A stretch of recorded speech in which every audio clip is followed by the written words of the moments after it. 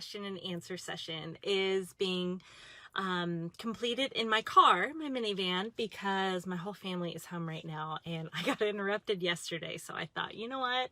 I'm out running errands. I'm going to stop in a parking lot and talk to you guys from here. So who knows? I'll probably have like a cop or somebody pull up. I'm sitting in front of a church and who knows who's going to come up. But I wanted to answer a question that I've had about how I came up with the title Wildflower Road and whether it was always Wildflower Road.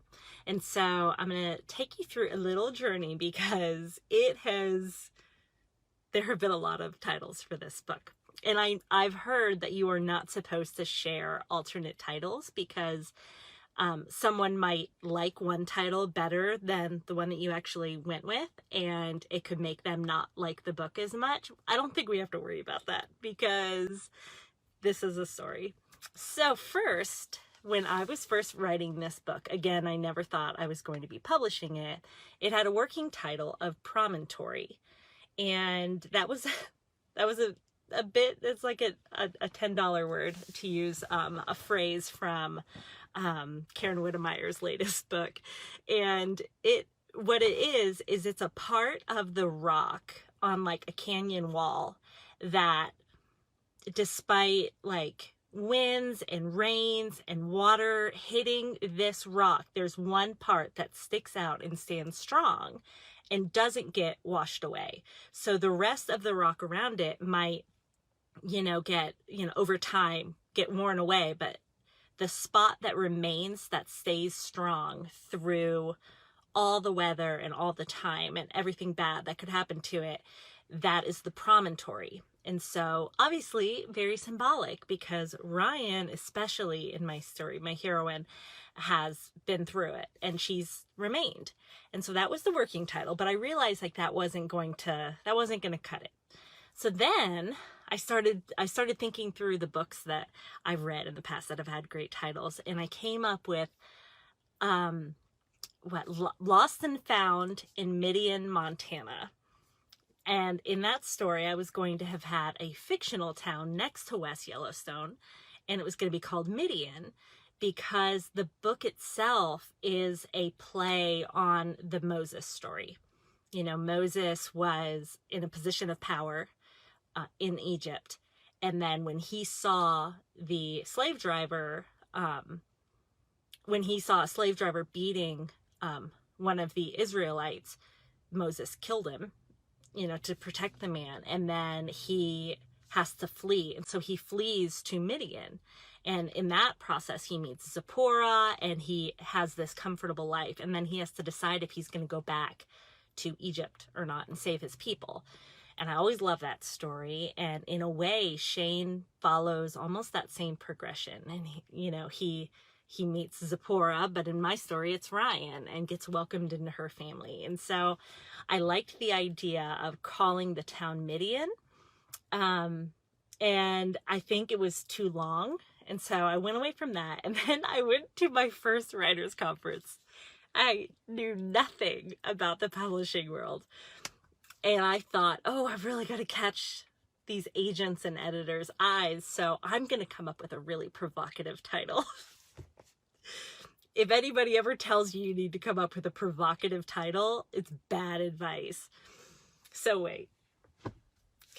It's embarrassing. I can't even believe I'm telling you guys this. I'm like sweating just telling you guys.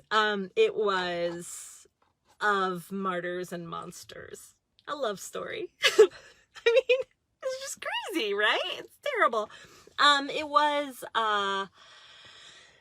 the whole idea of it was that, Shane was being marked as a monster and Ryan was a bit of a martyr, willing to sacrifice herself for everybody around her. And so in theory, it was good. It was just, it didn't sound like a love story. So provocative. I know, right? The agent that I met with started laughing. If you are ever sitting at a table and the agent starts laughing at your story, bad idea. Bad. You just need to cut your losses and run. So I did not stick with that one. And then I came up with Mayflies on the Madison, which again, I love But here's the other thing. It was based off of that first scene in the book where Shane walks out to the river and he sees, like I said in my first chapter reading the other day, a faint yellow hog, because I misspoke, and it was supposed to be a faint yellow fog, and it was thousands and thousands of mayflies kind of moving down the river, and it's one of the most beautiful sights that you can see. And I looked up that behavior because I loved the idea of it. I thought, oh, that would be good. It'd be like a good title for my book. Okay, the behavior they were doing is mating behavior. The mayflies were mating. That's what's happening when you read the first chapter and you see that faint yellow fog and Shane's so taken by the beauty. The mayflies are mating. That's what they do. I mean, it's ridiculous, right?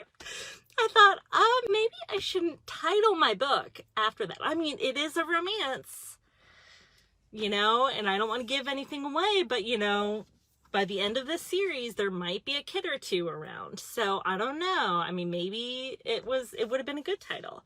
And then I finally settled on Wildflower Road with my editor, or with my agent, because there is a road that runs along the Madison River that I've nicknamed in my mind Wildflower Road, because it's just a little path and one car can go down it, and it really just takes you to the fishing spots along the river in this one section. And it also takes you to Ghost Village. I actually think it might be called Ghost Village Road. It is. Wildflower Road is called Ghost Village Road. So if you look that up, Ghost Village Road, West Yellowstone, Montana, you will see Wildflower Road. And in my book, I say it doesn't have a name, but yeah, it's gorgeous. Just Montana wildflowers on both sides. And then you cut over by the river, and then the river's on one side and wildflowers are on the other. It's gorgeous. So that is the tale of my title. And yeah, it's still, that agent still remembers that. And it's still something that me and my friends, my writer friends, laugh about getting laughed at during a pitch meeting, and he had every right to laugh at me because it really was ridiculous, and it was all me trying way too hard, which, if you guys know me, that's kind of my MO, is I like to try way too hard, and then I always look like a fool because of it. But I think in this case, we ended up landing with a really good title, and Ryan is such a wildflower. There is a song by Tom Petty, Wildflowers, and it's a really good, it's what I think of when I think of Ryan, other than Meet Me in Montana, because of course that is like my #1 song. And if you read the book, you will see Marie Osmond and Dan Seals' Meet Me in Montana is the best song ever written. And I look forward to you seeing how I use that in my book. So that's it. Thank you guys for watching. I'll be back tomorrow with another Q&A. Thank you.